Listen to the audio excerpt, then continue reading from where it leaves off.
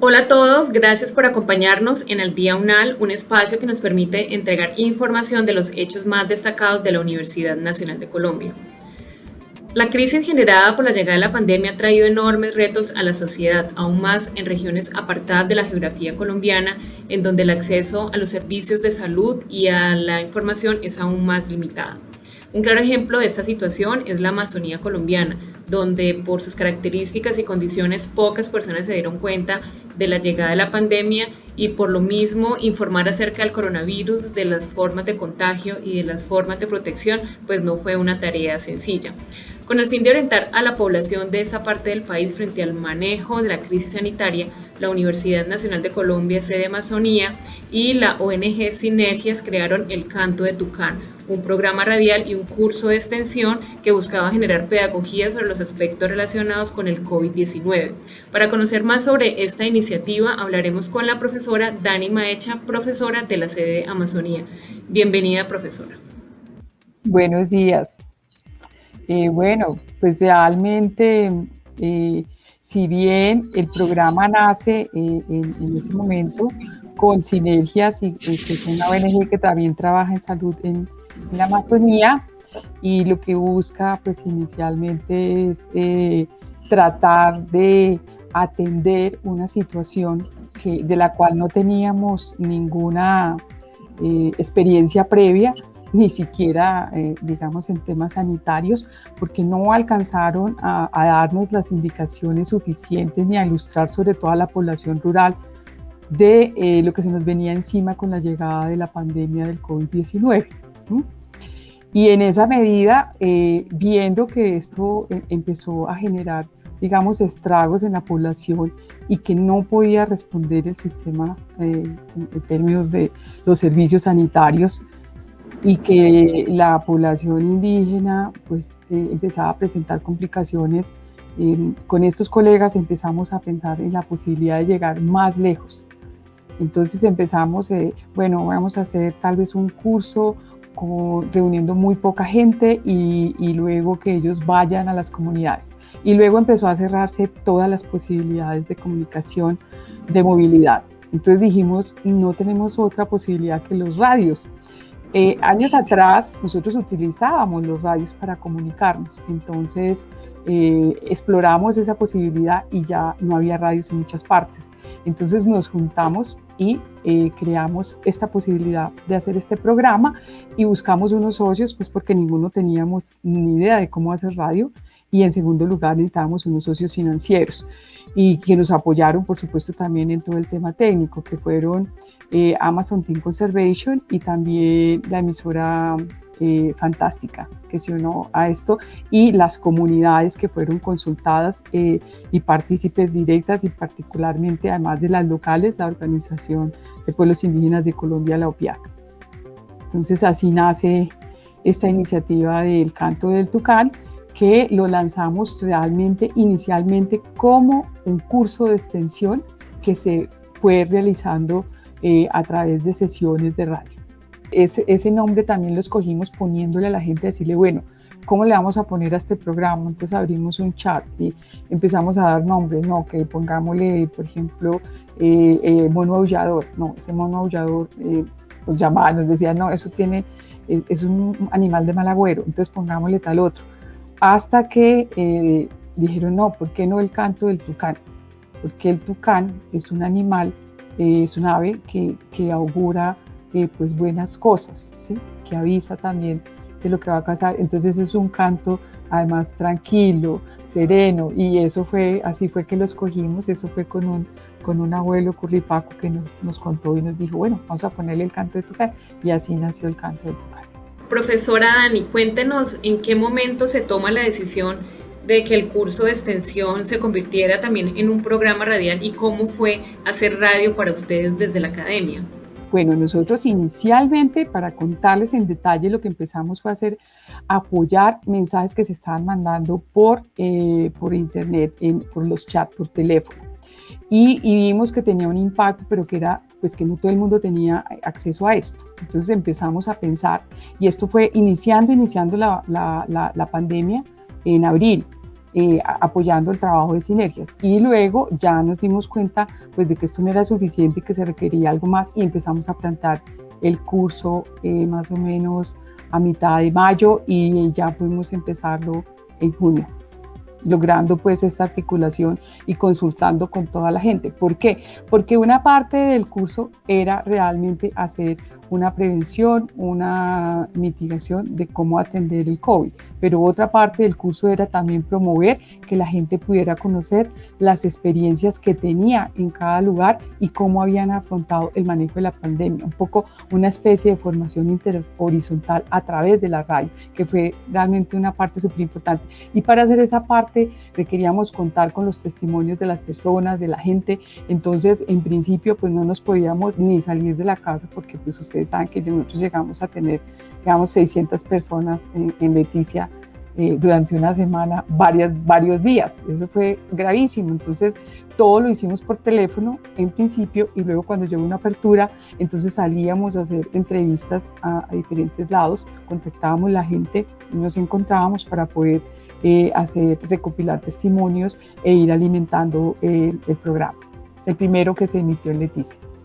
Y además de eso, elaboramos una cartilla. La cartilla iba indicando en qué se trataba en cada módulo y se imprimió y se envió antes de iniciar el programa con unos radios que podían pues unos radios buenos, juiciosos, que tenían acceso también incluso a USB para que pudieran sintonizar la emisora. De toda esta estrategia, todo en colaboración también pues con los líderes de las comunidades que nos apoyaron para poder hacer toda la distribución de estos materiales.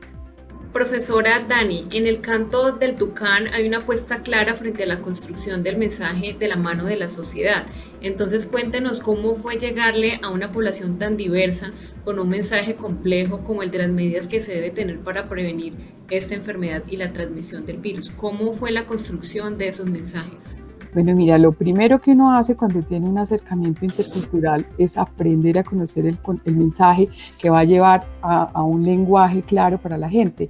Y en parte lo que les comentaba de tratar de hacer unas infografías y unos mensajes muy precisos era contarles cómo es que era este asunto del COVID en un lenguaje que ellos pudieran entender. Entonces esto implicó para nosotros también una formación, porque nos tocó coger todas estas guías que venían del Ministerio de Salud y ponerlas en el ámbito rural y para, digamos, un castellano local regional que entendieran estas poblaciones. El programa, además, escogió unos mensajes claves y los tradujo por lo menos en 2 y 3 lenguas, en ticuna.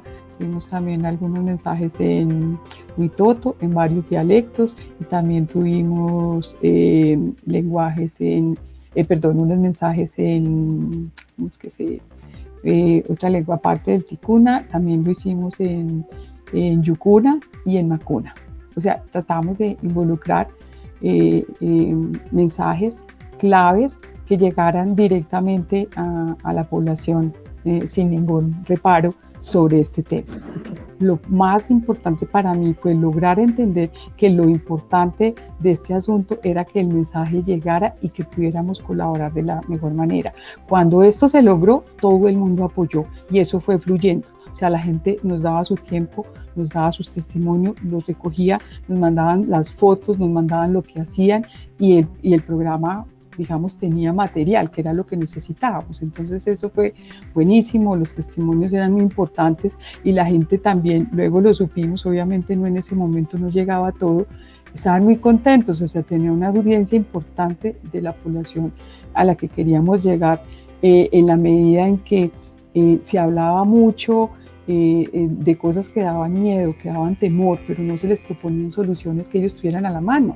Y por supuesto que la gente también sacó su repertorio de prácticas culturales que le pudieron ayudar a atender esto, además de las medidas que aprendieron. Entonces se organizaron, hicieron carteles, cerraron las comunidades, controlaron su población en la medida de lo que pudieron. Empezaron a utilizar en la medida que ellos creían que debían hacerlo los tapabocas, estos asuntos de higiene y de desinfección de los diferentes elementos, otras a medidas realmente les pareció que eso era imposible hacerlas, entendieron algunos asuntos que ellos escuchaban y que no tenían claridad, y además de eso, pues utilizaron todo ese acervo de conocimientos en plantas medicinales para mantenerse bien y para empezar a curarse. Hicieron procesos digamos, organizativos también para distribuir los trabajos y lo que debía hacer cada persona en las comunidades. O sea, fue increíble que en medio de esas circunstancias la gente desarrollara, volviera, acudiera, como digo yo, pues sí, todo lo que hacían tiempo atrás, de ser un poco más solidarios, de integrarse y de ser resilientes en realidad, porque el sistema sanitario, si no funciona acá, ustedes pueden hacerse una idea de lo que pasó allá. Imposible, o sea, no lograban. En algunos lados tomaron muestras, pero por supuesto la gente no entendía para qué toman muestras si ni siquiera nos dicen qué es lo que sucede con eso. Básicamente se enteraban días después de que todos habían salido positivos, entonces empezaron también a tener una actitud de rechazo, de no recibirlos, porque no quiero que me saquen una muestra si no me van a dar una medicina. Entonces, todo eso era complejo para ellos asimilarlo y entenderlo, y empezaron a tratarse y a curarse. También acudieron también a sus ritos, hicieron curaciones colectivas, curaciones particulares, sahumerios, y bueno, en fin, realmente nosotros creemos que gracias a todo eso la mortalidad fue muchísimo menor. La gente tuvo una respuesta muy positiva. Los que más se afectaron fueron la población que afectó la primera hora, que estaban realmente ahí en la ciudad.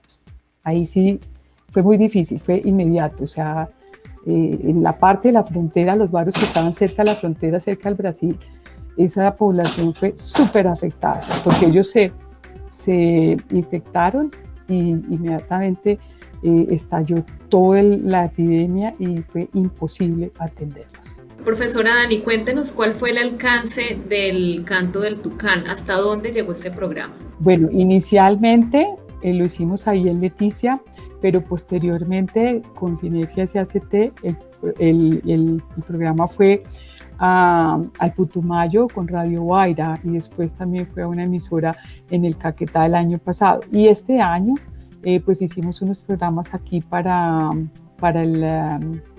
el Amazonas, 3 programas que estaban orientados también a promover y aclarar cómo era el asunto del tema de la vacunación, pero se están preparando otros programas para el Baupés. Y lo más importante de esto, aparte del canto del tucán, que me parece como, pues obviamente, la experiencia interesante y que sí se sigue moviendo, se está pensando también vincular otros temas, pero lo que fue muy importante, que yo quiero resaltarlo acá, es que el haber usado las lenguas nativas en estas zonas para comunicar asuntos de salud, después del programa se asumió como una práctica por otras instituciones. Entonces, por ejemplo, la Secretaría de Salud también empezó a hacer campañas con esta, digamos, metodología de trabajar sobre los mensajes y ponerlos en sus lenguas en las emisoras. Y eso me parece muy positivo. Profesora Dani, después de esa experiencia que ustedes han vivido, que sabemos que involucró el curso de extensión, el programa radial, la cartilla que se envió a las comunidades, ¿por qué fue importante desarrollar este proyecto y por qué hacerlo de esta manera?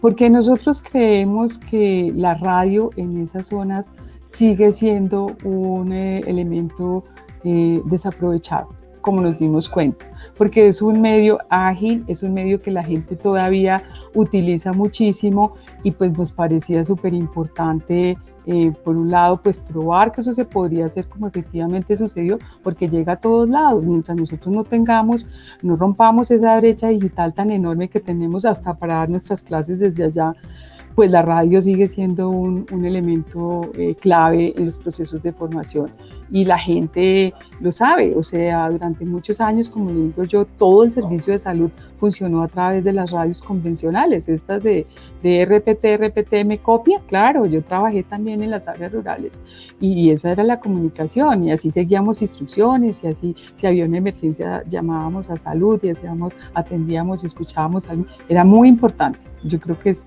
una cosa que debería retomarse. De hecho, durante la pandemia, el Ministerio de Salud volvió y compró radios para el Baupés y para otros lados. Otra cosa es que realmente los implementen y los pongan, porque bueno, también podemos tener y teléfonos satelitales, pero los radios realmente es un tema que es barato, es cómodo y es muy apropiado para, digamos, manejar todos estos sistemas de salud rural, estos programas de salud rural. Profesora Dani, estamos finalizando esta conversación, pero yo no quisiera dejarla ir sin que usted nos cuente cómo se ve desde la cosmovisión de los pueblos ancestrales esta crítica situación que estamos viviendo en el mundo con la pandemia.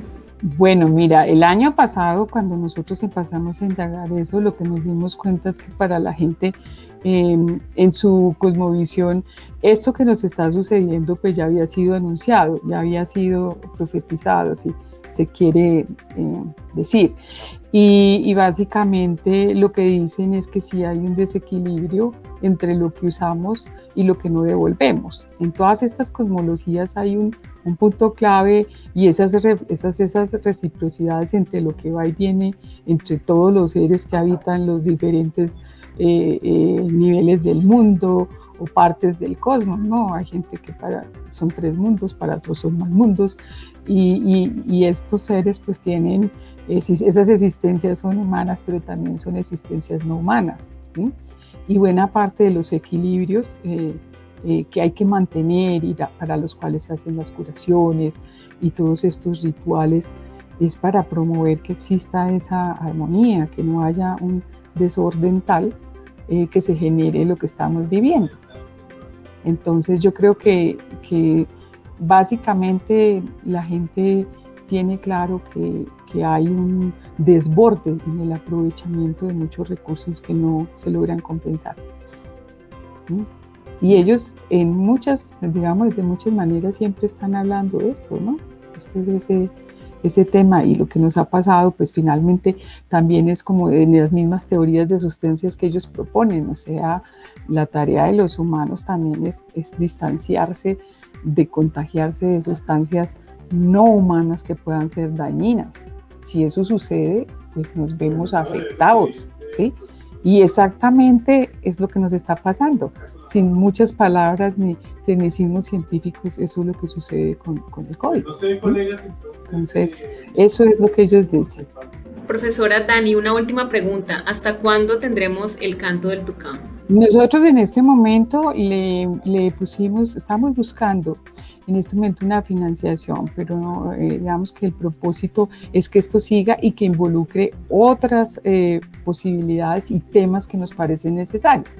Entre eso, por ejemplo, las violencias de género o los temas de salud femenina o otros temas que inclusive las comunidades puedan decir y acotar sobre los que quieran información.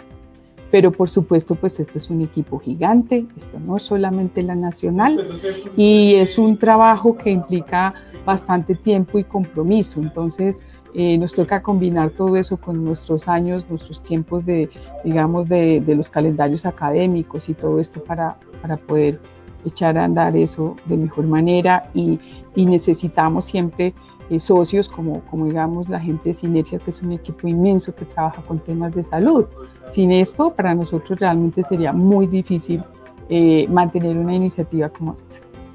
Profesora Dani, hemos llegado al final de este programa. Le agradecemos por acompañarnos y por permitirnos conocer mucho más de esta iniciativa llamada El Canto del Tucán, que combina radio y pedagogía en beneficio de los pueblos ancestrales de esta zona del país. Muchas gracias a ustedes por la invitación. A quienes estuvieron conectados a este programa les agradecemos su compañía y los esperamos en una próxima oportunidad para estar al día con todo lo que sucede en la Universidad Nacional de Colombia.